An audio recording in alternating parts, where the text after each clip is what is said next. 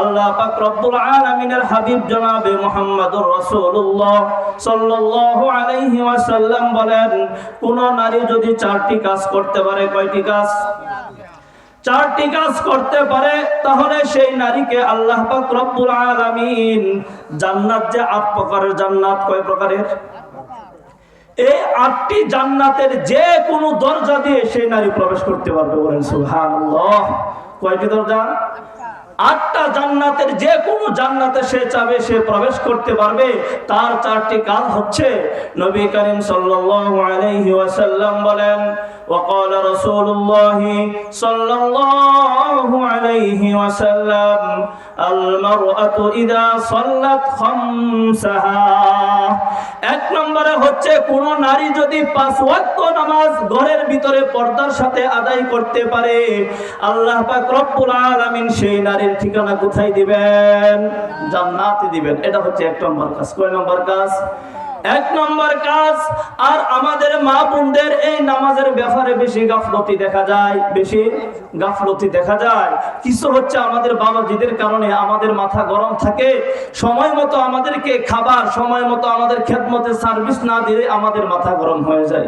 এই জন্য তাদেরকে নামাজের সুযোগ দেওয়া, নামাজের সুযোগ দেওয়া।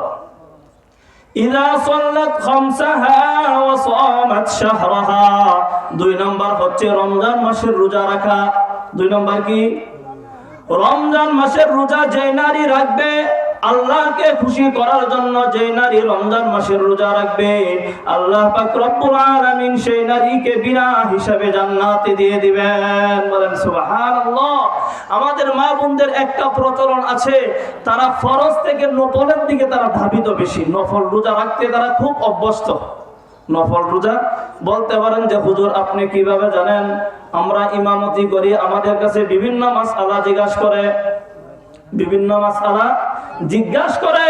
দেখেন, নারীদের নফল রোজা রাখার হুকুম হচ্ছে তার স্বামীর হুকুমের সাথে। কোন স্বামী যদি নারীকে নফল রোজা রাখার হুকুম দেয়, তাহলে সে নফল রোজা রাখতে পারবে। আর স্বামী যদি তাকে নফল রোজা রাখতে না করে, তাহলে সে রাখতে পারবে না। কিন্তু ফরজ রোজার ক্ষেত্রে সেটা ভিন্ন। ফরজ রোজার ক্ষেত্রে সেটা ভিন্ন। স্বামী নিষেধ করলেও রাখতে হবে, স্বামী নিষেধ করলেও রাখতে হবে। 4টি কাজের মধ্য থেকে ২ নম্বর কাজ হচ্ছে ওয়াসামাত শাহরাহা, রমজান মাসের রোজা রাখবে।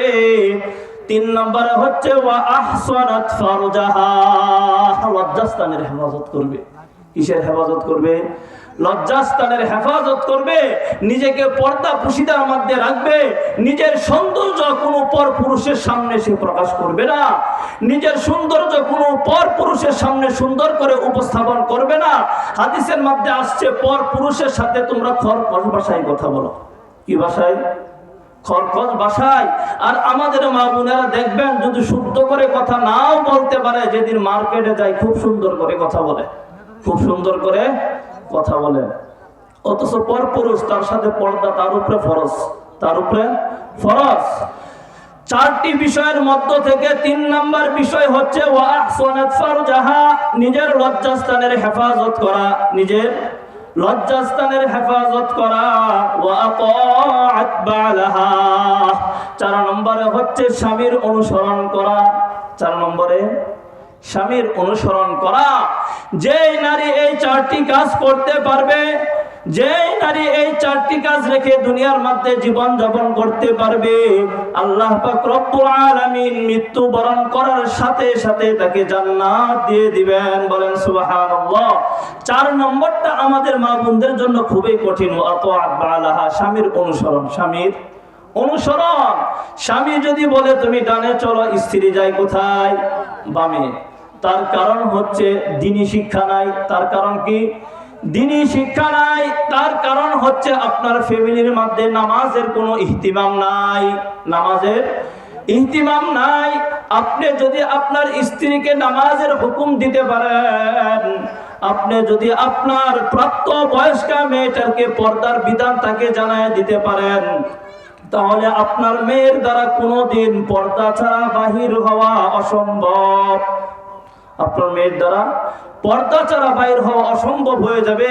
কারণ সে যখন পর্দা ছাড়া বাহির হওয়ার চিন্তা করবে, ইচ্ছা করবে, তার দিমাগের মধ্যে, তার বিবেকের মধ্যে বাধা দিবে যে আমার আব্বা তো বলেছে কোরআনে কারিমের মধ্যে নাকি নারীদের পর্দা করা ফরজ, নারীদের পর্দা করা ফরজ। দেখেন, আমরা যদি প্রত্যেকেই নিজ নিজ স্থান থেকে আমরা দায়িত্ববান হয়ে যাই, দায়িত্বশীল হয়ে যাই, তাহলে আমাদের সমাজটা সুন্দর হয়ে যাবে।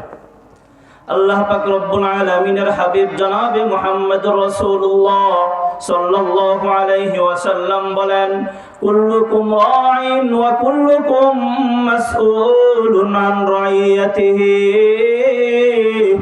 আল্লাহ পাক রব্বুল আলামিনের হাবিব জনাবে মুহাম্মদুর রাসূলুল্লাহ সাল্লাল্লাহু আলাইহি ওয়াসাল্লাম বলেন, প্রত্যেকটা মানুষই হচ্ছে দায়িত্বশীল, প্রত্যেকটা মানুষই দায়িত্বশীল।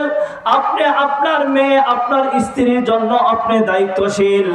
আপনি দায়িত্বে থাকাকালীন আপনার সময়ে যদি তারা কোনো গুনাহ করে, আপনার সময়ে যদি তারা কোনো ফাহিশা কাজ করে, তারা কোনো পর্দার কোনো বেখালাফ কাজ করে, সেই কাজের গুনাহ আল্লাহ পাক রব্বুল আলামিনের ফেরেশতা আপনার আমলনামাতেও লিখবেন। শুধু আপনি একা ইবাদত বন্দিগি করে বেঁচে গেলেন, আপনি ইবাদত বন্দিগি করে জান্নাত কামাই করে ফেললেন। কাল কিয়ামতের দিন আল্লাহ পাক রব্বুল আলামিন যখন আপনার সন্তানটাকে জাহান্নামে দিবে, কোথায় দিবে? জাহান্নামে দিবে। তখন আপনার সন্তান বলবে, ওয়াকালাল্লাযীনা কাফারু রাব্বানা আরিনাল লাযাইনি আযাল্লানা মিনাল জিন্নি ওয়াল ইনসি নাজআলহুমা তাহতা আকদামিনা লিয়াকুনা মিনাল আসফালিন। বলেন সুবহানাল্লাহ। আল্লাহ পাক রব্বুল আলামিনের হাবিব জনাবে মুহাম্মদুর রাসূলুল্লাহর শানে আল্লাহ পাক রব্বুল আলামিন এই আয়াতে কারিমা নাযিল করেন। আয়াতে কারিমার মধ্যে আল্লাহ পাক রব্বুল আলামিন বলেন, যখন কোন বান্দার সন্তানকে জাহান্নামে দেওয়া হবে, কোথায় দেওয়া হবে? জাহান্নামে দেওয়া হবে। তখন সেই সন্তান বলবে, ওগো আল্লাহ, আমি দুনিয়াতে কার মাধ্যমে গিয়েছিলাম? আমার পিতা মাতাকে আমার সামনে আছো, আমার সামনে নিয়ে আসো, তাদের বুকের মধ্যে পাড়া দিয়ে আমি জাহান্নামে প্রবেশ করব। বলেন নাউজুবিল্লাহ। আপনার আদরের সন্তান কাল কিয়ামতের দিন এই কঠিন অবস্থার মধ্যে, যে অবস্থাতে ভাই ভাইকে চিনবে না, পিতা সন্তানকে চিনবে না, স্ত্রী স্বামীকে চিনবে না, স্বামী স্ত্রীকে চিনবে না, এই কঠিন অবস্থার মধ্যে সবাই স্বার্থপর হয়ে যাবে। স্বার্থপর হয়ে তাকে যখন জাহান্নামে দেওয়া হবে, তখন সে আল্লাহর কাছে আরজ করবে, আল্লাহ তুমি আমার আব্বাজানকে সামনে আনো, তার বুকের উপরে পাড়া দিয়ে তারপরে আমি জাহান্নামে প্রবেশ করব। নাউজুবিল্লাহ। এত আদরের সন্তান, যেই সন্তানের জন্য আপনি মাথার ঘাম পায়ে ফেলেছেন, সারা দিন টাকা উপার্জন করে সন্তানের জন্য ভালো পোশাকের ব্যবস্থা করেছেন, এমন সন্তানও কাল কিয়ামতের দিন আপনার বিরুদ্ধে নালিশ দিবে। বলেন নাউজুবিল্লাহ। আর কাল কিয়ামতের দিন আপনার সবকিছুই বন্ধ হয়ে যাবে। কাল কিয়ামতের দিন সবকিছুই বন্ধ হয়ে যাবে। আল ইয়াউমা নাখতিমু আলা আফওয়াহিহিম ওয়া তুকাল্লিমুনা